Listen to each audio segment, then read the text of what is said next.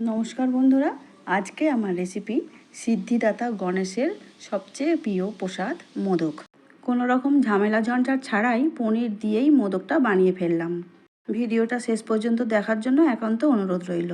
প্রথমেই পনিরটা ছোট ছোট করে কেটে নিয়ে মিক্সির মধ্যে দিয়ে মিহি করে বেটে নেব। পনির বাটা হয়ে গেছে, একটা থালার মধ্যে নিয়ে নিচ্ছি। একটা ছোট্ট বাটিতে অল্প জল দিয়ে একটু কেশর ভিজিয়ে রাখলাম। গ্যাসের মধ্যে পাত্র বসিয়ে দিয়ে আর আঁচের জোরটা একদম কমিয়ে দিয়েছি। দিয়ে দিলাম 1 চামচ ঘি।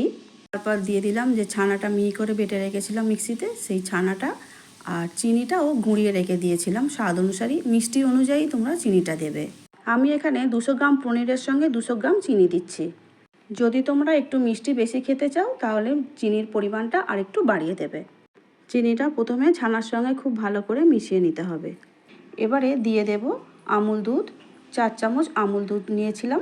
আমুল দুধটা এবারে খুব ভালো করে মিশিয়ে নেব ছানার সঙ্গে। গ্যাসের জোরটা কিন্তু সবসময় একটু কমিয়েই রাখতে হবে, নাহলে নিচের দিক থেকে ধরে যেতে পারে। এইভাবে নেড়ে চেড়ে একটা ডো বানিয়ে নিতে হবে।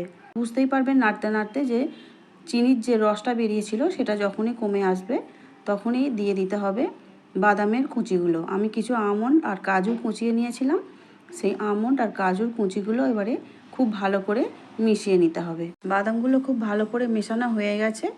এবারে দিয়ে দেব যে কেশর ভিজিয়ে রেখেছিলাম, সেই কেশর ভিজানো 1 চামচ জল দিয়ে দিলাম। মোদক তৈরি করার জন্য ডোটা একদম রেডি হয়ে গেছে। আমি একটা প্লেটের মধ্যে তুলে নেব। এবারে এই ডোটাকে একটু ঠান্ডা করে নিতে হবে।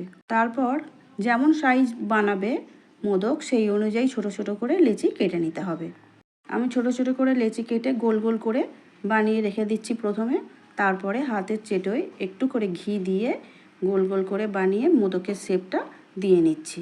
আমি এখানে হাতেই বানিয়ে নিচ্ছি। তোমরা চাইলে মোদকের যে মোল্ড পাওয়া যায় তাতে একটা শেপ এসে যায়, সুন্দর দেখতে অবশ্যই সেটা হয়, তবে আমি হাতে যেটুকু বানানোর চেষ্টা করলাম সেটা তোমাদের সঙ্গে শেয়ার করছি।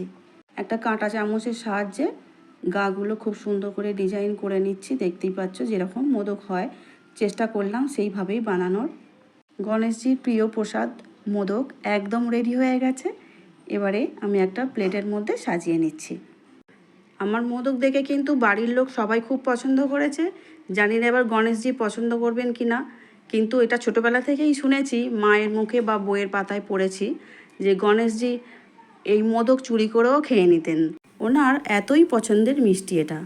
আমার ভিডিও যদি ভালো লাগে, যে বন্ধুরা এই মুহূর্তে ইউটিউব চ্যানেল থেকে দেখছো প্লিজ চ্যানেলটিকে সাবস্ক্রাইব করে দিও। আর যে সকল বন্ধুরা আমার ফেসবুক পেজ থেকে দেখছো পেজটিকে ফলো করে দিও প্লিজ।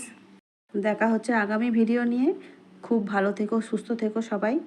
আমার ভিডিওটা এতক্ষণ মন দিয়ে দেখার জন্য অসংখ্য অসংখ্য ধন্যবাদ। গণেশ চতুর্দশী পুজো সবাই খুব আনন্দ করো।